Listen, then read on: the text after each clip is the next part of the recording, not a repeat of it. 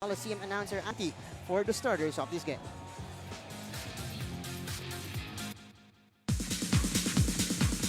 Good evening, ladies. For the number 3 team in the North Division. Mga kapamilya, it is a Tuesday, February 18, 2020. And again, number 3 versus number 6. Opening our game day here inside the San Andres Sports Complex.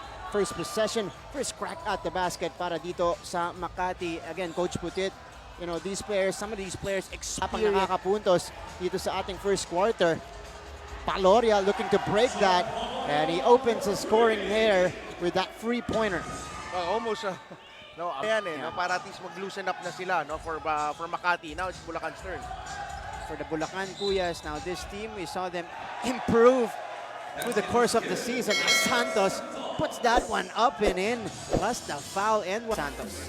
Hindi nga 3 points, ano, katulad nung kay Baloria, but this has a chance, no, for a 3-point play, no. At least playoffs mo, hindi pwedeng pagpumito. Yeah. You're gonna let go of that ball. Ang team sa to, Coach Putit, magkaiba rin ng trajectory papunta sa ating ending ng In the meantime, we continue with the ball game here. Stephen Seruma pulls the trigger and drops in the free-pointer to give Bulacan the 4-point advantage, 10-6, with almost 4 minutes gone here in the opening frame.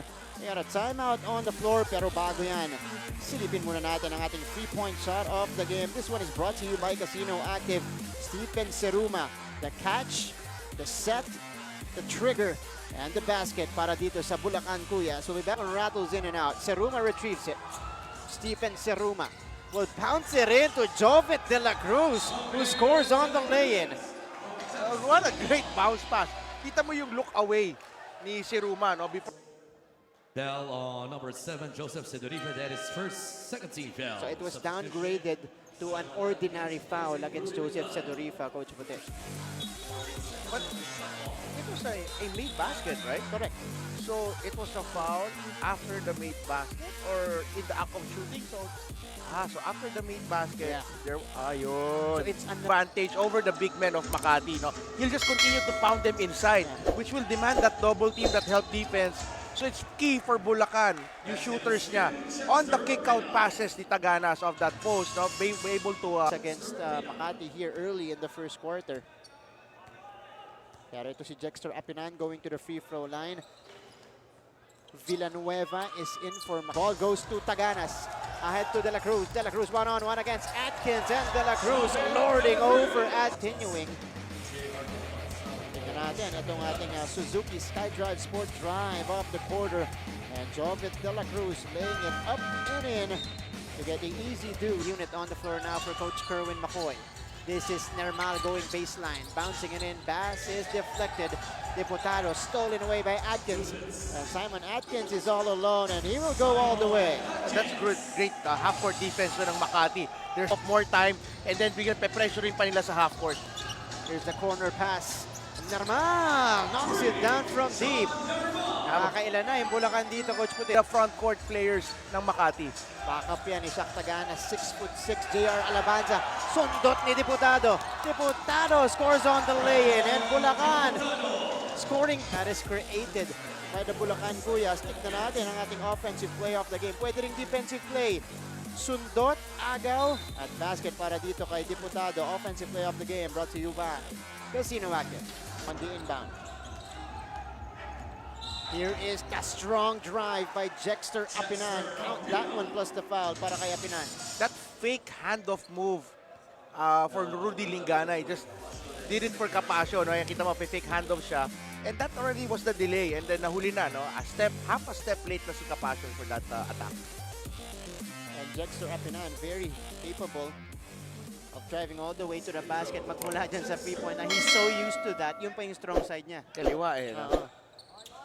Extreme, your one-stop shop appliances brand. Tulad lang ni Apinan, itong si Cedric Ablasa. Going to be important for their production to be here in Game 1. That's right. And yung dalawang manlalarong yan. Some important numbers as we begin the second quarter here. Coach Putit, the fast break points netong Bulacan, they were really in command pagdating dun sa kanilang fast break opportunities. 4 3-pointer para dito sa Bulacan Kuyas to, and here comes Makati trying to find the answers here in the second frame. Lumobo na sa 12 puntos ang abante ng Bulacan. King Importante banking that one home. Papunta kay Importante. They have 10 seconds to work with. Apinan a couple of fakes and Jexter Apinan is able to score. JR Alabanza is down off that bump against Jexter Apinan. Nahawakan niya yung midsection niya, Coach Putit. Pagkabangga ni ni Apinan, pagkabangga ni Apinan. And after right mga 1 second ito. Yun, no? Yeah, that bump. Ayun, doon niya naramdaman. After 1 second para kay JR Alabanza. Second quarter. De Mesa sending it to Deputado. Deputado against Linganay. Escocio. Baseline jumper is good. That was a great baseline screen. So, kailangan mo talaga maging physical ka. And dito ang ganda ng screen. Coming off that screen, no? Short corner jumper for Wawi Escocio. Yan ang bread and butter niya. And not enabled. Linganay gets it back. Rudy to Ablaza. Ablaza, count that one in, plus the foul for Cedric Ablaza. That's very important for Makati just to execute the offense. Don't be bothered with the physicality na pinapakita ng Bulacan and yung iniisip ng Makati mga missed calls or lapses ng game officials natin. Yeah. Take those away, focus on the game. Ayun, yun, ganda ng mga... Ganda sa elimination round natin. Ika nga, that the coach... Go for Gold help Filipino athletes achieve excellence through Go for Gold. And speaking of excellence, that is a fantastic three-pointer coming from Joseph Sedorifa. Naging official. Tumuro na sa side ng Makati. Makati maangal. Here is Sedorifa pulling the trigger. Nothing but net on that three-pointer. Linganay sending it out. Toralba. Yes! So that's back-to-back hits. Out of the rainbow cut. Stephen Seruma. We have a 2-possession game. Final 50 seconds of the first half. Atkins high off the glass and in. And Makati just down. Atkins has 6 points in the game. Tingnan natin ang ating Suzuki SkyDrive Sport Drive off the quarter. Atkins flipping it up and in over Shaq Taganas to get that hoop. 41-37 going off a rim. Here comes Taganas, double teamed. Taganas kicking it out. Seruma. Oh, he gets the roll on that three-pointer. And that's a big shot. Points in the game. Tignan natin dito. It was off the kick out by Shaq Taganas, coach. Taganas really commanding that help defense. First half para dito sa Makati muna. Jexter Apinan with 7 points. Following him is Jong Valoria with 6 points. On the other side, it is Jovit De La Cruz with 8 points for Bulacan. All of those coming from the first quarter. Hindi pa nga nakakapuntos itong si Jovit matapos yon. So we start the second. Sedorifa.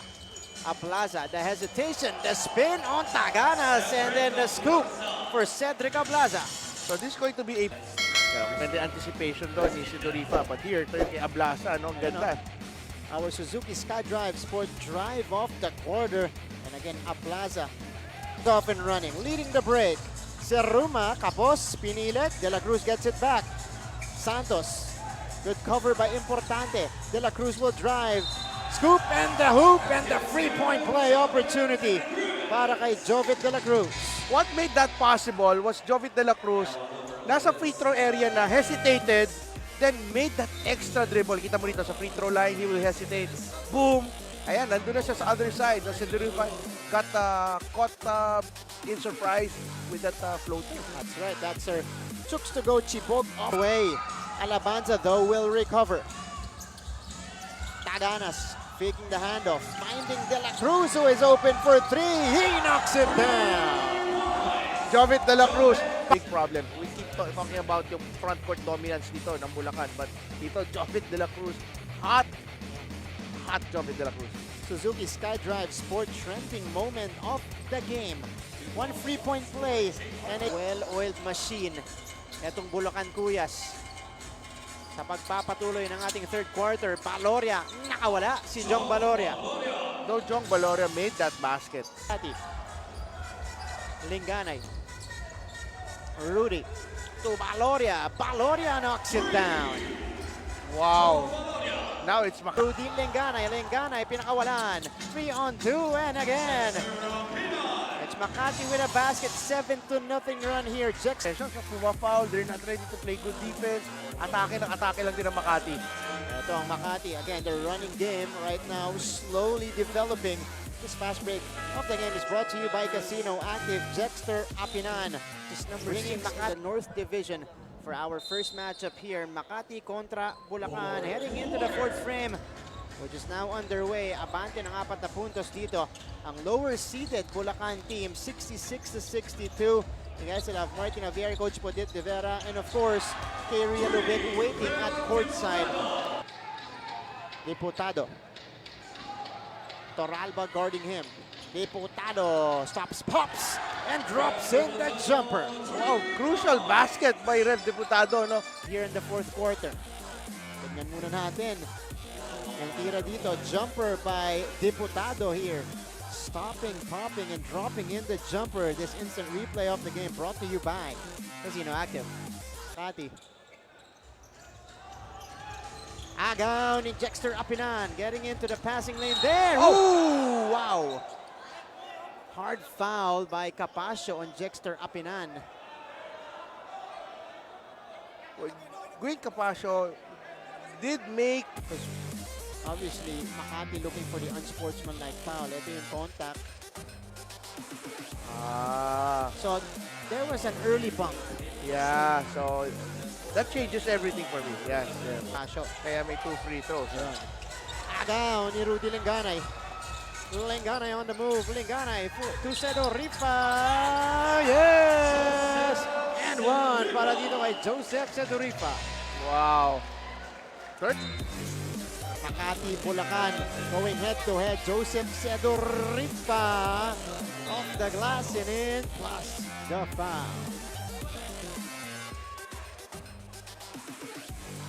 A chance to tie the game. Para dito kay Joseph Sedoripa. Matagal-tagal na tayong hindi nagtatabla dito. He was as early. Good decision to reset the offense. Ablaza. Sidestep, scoop, and the hoop for Cedric Ablaza to give MAKATI. Mapapasok ulit para sa Bulacan. Papalitan si Normal. Tignan natin yung ating galaw dito. Cedric Ablaza sidestepping. Sinalubong pa si Shaq Taganas doon getting the scoop and the hoop. The banker to go in. Cobra lakas move. Etid sa inyo ng Cobra Vitamin C. Lakas at proteksyon. Baloria step back. Knocks it down from deep. Umiinit ang MAKATI Super Crunch. And what a run they're having here in the fourth quarter. Jong Baloria, look at that. Showing us the step back and knocking it down from deep. MAKATI. Dito po sa ating laban, it has been a 12-0 run for MAKATI. Alvarez, nadulas. Agaw ni Baloria. And Jong Baloria goes all the way. MAKATI takes the 7-point lead. Oh, just the break. 76. Tignan natin dito. Nadulas si Lester Alvarez. Picked up quickly by Jong Baloria, who outran Shaq Taganas on the break. And then the play after. Finally, the Bulacan KUYAS breaking the dry spell and putting some points on the board. So Doripa, tapik ni Normal. Sedoripa. Nakawala. Sedoripa! Oh! Another 3-point shot! And basket coming for Joseph Sedoripa. Remaining in the ball game. Look at this shot. Back-to-back hoops para kay Joseph. That one was well contested. Isa pa! Para kay Joseph Sedoripa to give MAKATI the 7-point lead. On the way back on defense. So Joseph Sedoripa here. Binigay sa kanto. Toralba hand in his face. Toralba knocks it down. Alabanza chooks to go assist of the game. Ito si Diputado at the free throw line. Also had a good start dito sa ating fourth quarter. Pero Diputado with 11 points in the ball game. Yeah, this guy sa free throw line, Diputado, really also made that contribution sa run nila. Right. When they had that run, they had that lead. And then just really, Makati just took over no fourth quarter. That's right. Agaw ng Bulacan dito. Sinusubukan pa. Diputado for 3. So 8-point game. Makati just needs to take care of the ball. Isip ko 8 points in 20 seconds. Oh, tignan natin. Sedoripa ng Bulacan at Makati. Diputado. Reverse style. So that's the quick basket they needed. If Bulacan wants to at least, inch closer, they will have to get the steal. Look at that reverse. Lalim ng kuha doon ni Ref Diputado. That's what they wanted. A quick step up for Makati. Step up. Yeah. For Bulacan, for Rev Diputado to step up means Lester Alvarez did not do his job. That's right. Diba? So yun, mga missing links for Bulacan. Ito, agaw ng Bulacan. And that should do it. 88-94 is the final count. Unfortunately, akala natin magkakaroon ng upset, no? The lower seed winning over the higher seed, but number 3 prevailed against the number 6 team. Welcome to the playoffs. Yeah. May isa pang parating mamaya-maya.